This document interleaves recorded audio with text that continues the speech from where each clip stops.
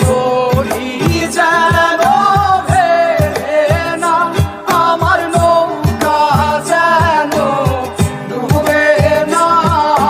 মোর মাঝি খবর